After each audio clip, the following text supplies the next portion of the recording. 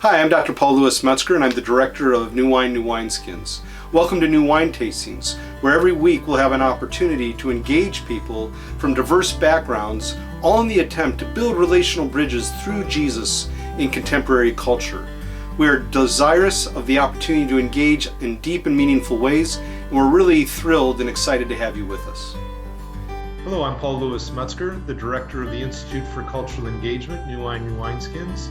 And this is New Wine Tastings, where we seek to build relational bridges through Jesus in contemporary culture. It's my privilege to introduce to you Pastor and Chaplain Paul Lyda. I've known Paul for many years. He serves on the Advisory Council of New Wine, New Wineskins. And currently, Paul serves as the Senior Chaplain of the Washington County Sheriff's Office, which would be west of Portland. And so Paul has been in that capacity for just the last, several months, Paul? And Yeah. Before that, you were a pastor at St. Matthew's Lutheran Church in Beaverton. So Paul, thanks so much for joining us here for New Wine Tastings. Thank you for the invitation to be with you. So Paul, share with us a bit about, this transition. What's it like going from being a pastor at a local church to being, in a sense, a pastor, definitely a chaplain, working with the sheriff's department in the greater Beaverton area, Washington County area? Yeah. Well, initially, it was the term I was using, culture shock. I had been employed in the church world for my entire adult life. It was a place I was comfortable. I knew the rhythm of church work, and it was a place that provided peace and joy in my life. Obviously, church work can be demanding. It can be filled with sorrows and challenges, but it also is full of light and life, and that's the point of why we gather to walk with people in difficult times, in dark moments, but also to let our light so shine that others may see our Father in heaven, and glorify God. And so, church world was something that I knew and I loved and I felt called to. And so when God was calling me to this new work in chaplaincy, I wasn't fully prepared for what that new world was going to look like. And so it was culture shock. It was a little shocking coming into government work, working for the county, and all the layers of bureaucracy and paperwork that entailed, but also just the culture of law enforcement. And I've always had great respect for the men and women that serve in law enforcement, and yet coming into that to work with them so closely, and working with those that are taking care of inmates in custody was also a whole new experience for me. And so it was very different, but also there were a lot of similarities to how God was calling me to work with people in this place. Thank you, Paul. As you were sharing about the comfort level you had in pastoral ministry, as challenging as it was, no question about that. Nonetheless, you were used to it. And so there's a certain kind of acclimation, comfort level. And God has a way of pushing us out of our comfort zones. I know you would agree with that. You've been in various kinds of ministry endeavors, parachurch, local church, now, again, senior chaplain working with the Washington County Sheriff's Department. But God has a way of moving us out of our comfort zones. And as we proceed in this interview, I want to discuss with you the coronavirus and how God is moving his people, God's people, out of our comfort zones to actually engage, not disengage, but to engage in this new reality, as some call it, the new normal. Yeah. And so comfort zones come into play here. I wanted to highlight, we had mentioned this before the interview, about a Business Insider article about what has just been released in the United Kingdom in terms of their own lockdown. And I believe it came out of the Prime Minister's office, somewhere in the government, and it said all non-essential shops, premises, and places of worship will be closed down with weddings and baptisms banned.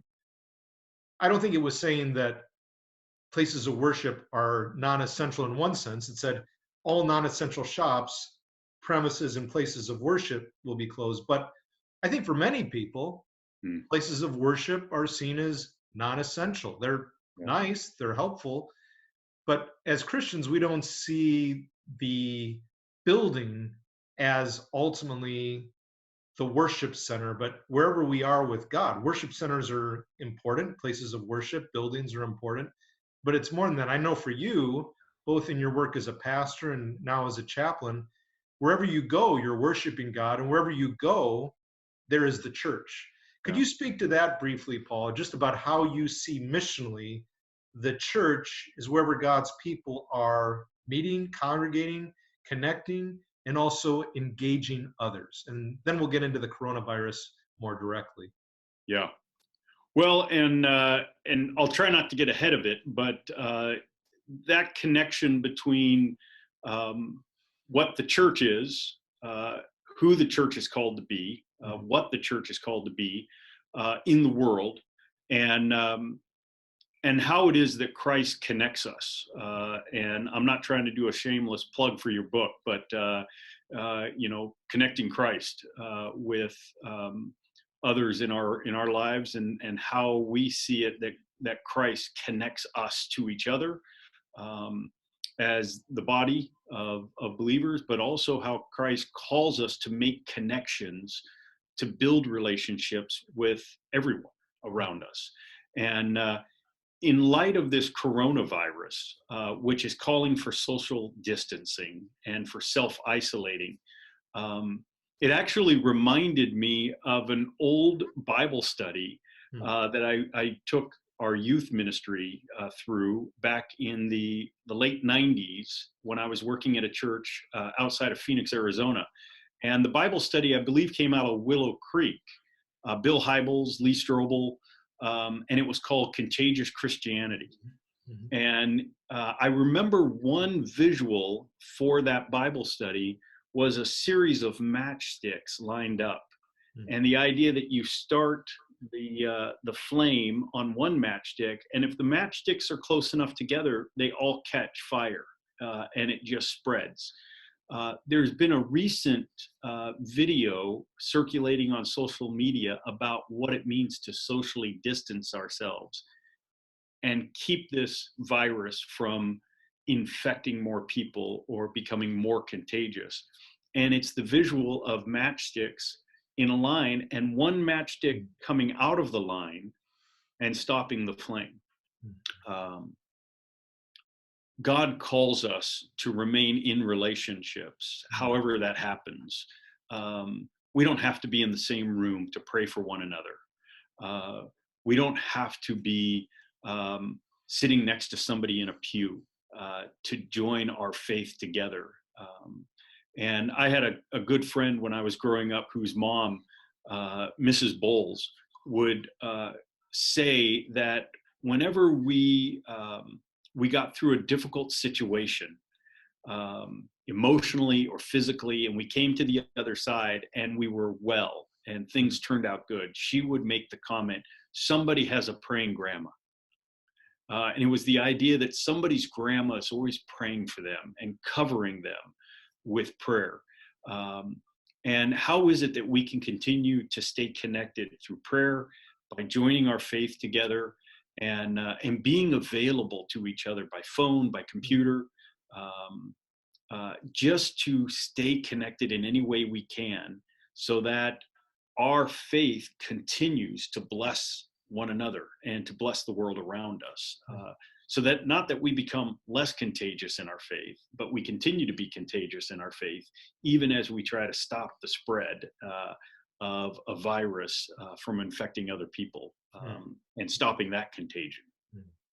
Powerful words, Paul. And not only the matchstick idea in a positive way of contagious Christianity, of the love of God impacting us and those around us as we are faithful, but also the praying grandmas. As you know, my mom recently passed away, and she was a praying grandma, and grateful for her legacy, that even when she was, basically in an invalid state, so to speak, couldn't get around much, but she prayed. So her prayers traveled thousands upon thousands of miles, and I'm really grateful for those praying grandmas, that they're not locked in the midst of the lockdown. They continue to engage, and we need them. We need those praying grandmas and praying grandfathers, especially at this time. Yeah. So, I believe the terminology for someone in your role, certainly for police, for sheriffs and deputies, fire department, staff officials, is first responders, right? Paramedics, first responders. So there's a sense in which you're a first responder now, in a way that maybe wasn't quite the same when you were responding, often as a first responder in the local church context. But as a first responder, what is that looking like? What does that look like now in the context of the coronavirus there in Washington County, as you're serving as the senior chaplain there with the Sheriff's Department? Yeah. You're right to make that connection between our responsiveness as pastors in the church locally, as Christians, responding to the needs of our neighbors and our fellow church members. And there is a difference, though, in the work I'm doing now. A lot of times that response is a little bit more in the dark, in the blind, not knowing entirely where we're going and what situation we're stepping into. When I worked as a pastor at a church, a lot of times I had advance notice that somebody was going into the hospital for a surgical procedure. And I would meet them on that day ahead of time for prayer as they went into surgery. Or I might arrange to visit them in the hospital post-surgery for prayers for healing and recovery and thanksgiving for the success of the surgery. Making appointments to visit somebody in a rehabilitation facility, or to take them communion because they were shut in at their home because of a physical condition or the inability to transport themselves to church. But a lot of it was arranged ahead of time, and it was known where I was going and who I was meeting with. Now, when we get a call from a deputy to respond to a scene, we don't know the entire circumstances of what we're going into. When there's a critical incident in the jail or a request by an inmate, we don't know who that inmate is. We may not know the full circumstances of the request until we get in there. And so the response is a willingness to show up and be present, even if you don't have all the information and you don't know everyone there. And that does put a little more risk into the situation because I step into homes of people I have no relationship with, and I don't know who they are. And yet that's part of chaplaincy, a willingness to respond, to show up, and to be available, to offer words of hope and peace and light and life to people in crisis. And so there are, again, similarities with what I was doing in pastoral ministry, but one of the biggest differences is a willingness to respond quickly, in a timely manner, to situations that we don't have all the information about, to people we may not know. And yet that's where the call is, to go out to the crossroads and share life with them. It's a great blues song too, by the way. But with that in mind, the crossroads, those intersections where you, as a chaplain, are present in the midst of the required social distancing. There's a real sense in which you don't have as much opportunity to do that as a chaplain or as a sheriff or as a deputy or as a paramedic. I mean, it's firefighter. That's risky, right? I mean, it's very risky for you, for those you're going to serve, because we're supposed to keep this social distancing, and no doubt you're accounting for it in different ways, trying to be discerning. But I know that you face challenges there, even in the department with other chaplains, the health issues that are already in play, that there's real struggles. So it just adds more layers to the challenges, doesn't it? Yeah. In terms of the coronavirus. Do you want to speak to that, about how that's elevated, so to speak, the unknowns at the crossroads? Yeah. Yeah. There's a sense of, in our work, we want to be bold in our faith, and not have a spirit of fear and drawing back, but trusting in God's leading. And yet, with all of that, what are things that we can do to be wise, to be smart, to take care of ourselves? An initiative here at the sheriff's office is wellness. And one of the things I've been thinking about is, how is it that we can, as a chaplaincy, help people to be wise and make choices that take care of themselves and their families. They can be well in their exercise and their diet, in their the disciplines of their day, to take care of themselves, and all of that with the idea of being whole. Not having our minds and our bodies kind of at odds with each other, being whole in who we are, and who we were created to be. And so some of the precautions we take, got my disinfectant wipes on my table in my office. I've got hand sanitizer. When I go into the jail, just recently this week, they initiated temperature checks for everyone going into the jail. And if there is a temperature, you're not allowed to go in. And when you do go into the jail, one of the things you notice right away is the extra cleaning that's going on in there. They have actually done some rearranging in the jail to ensure that every inmate that's in custody has their own cell, rather than sharing any cells together. They want to make sure that everybody's keeping their distance, even if it's the inmates, because as I've learned here, these people are not just in our custody, they're in our care. And so how is it that we can provide care for them? And part of that is their health care. And so, there's sensible things that we do. We've canceled all ride-alongs. So instead of a deputy going out with somebody in the car, there's nobody in the car with them on ride-alongs. We want to try and create as much distancing as possible.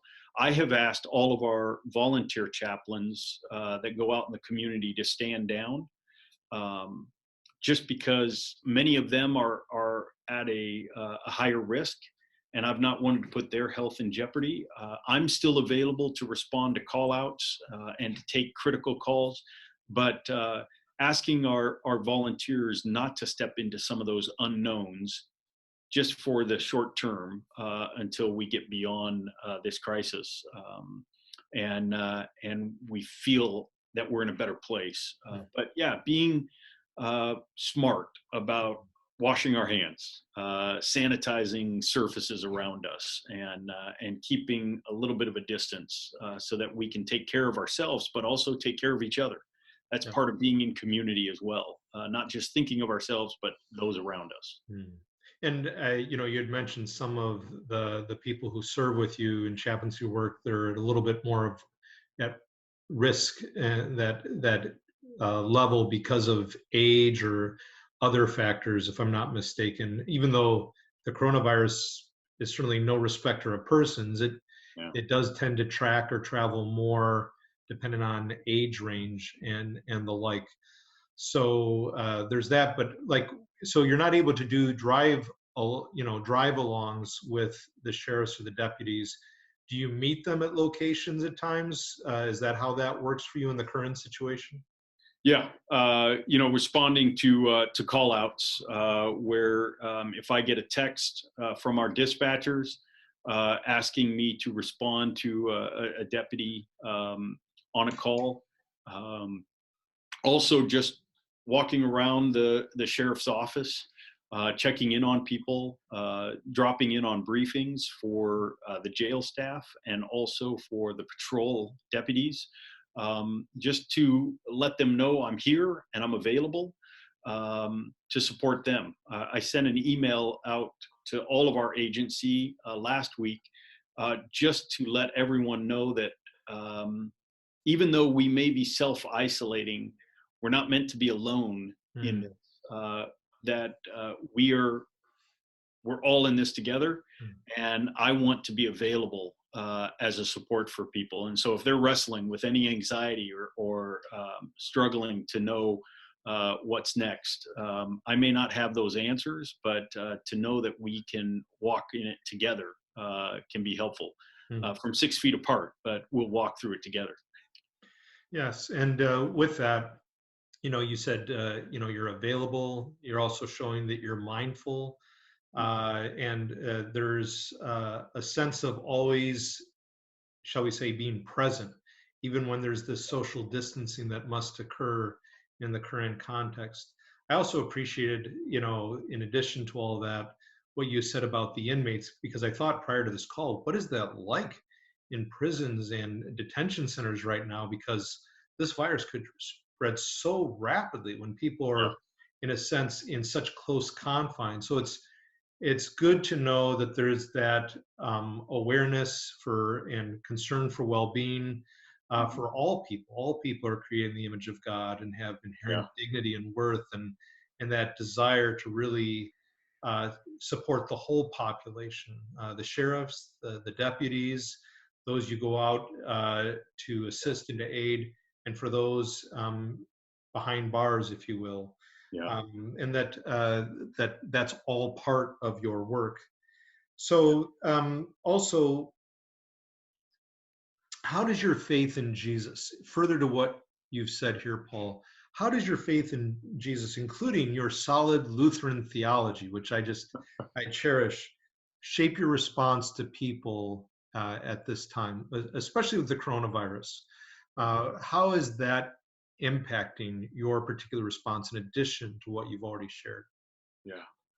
Yeah. Well, a lot of times when I think of Martin Luther, I appreciate in his theology an emphasis and a love for the word and. Both and. Luther loved to play with that. And I think it is meaningful for us to be responsive and yet be responsible, to be engaged in our community and the lives of people around us, and yet at the same time, if we have to keep our distance or if we have to take extra precautions to keep ourselves, our family, and our neighborhoods, our community safe, we need to do that. I was thinking of 2 Timothy 2:17. He has a great word that talks about God not giving us a spirit of fear, but Paul talking about of power and of love. A lot of time, a spirit of power and a spirit of love don't go together. But God's spirit informs how we use our power, how we use our authority, how we use the gifts God has given us. And when our power is used in loving ways to lift up and care for those around us, life is better for everyone. And so I think that has been important for me, not to have a spirit of fear when it comes to our situation in the world, but to know that God has given me his spirit to act in powerful ways out of the love of Christ for the world. Amen. Amen. This is why you're an advisor at New Wine. We need this. Preach it, Pastor, preach it.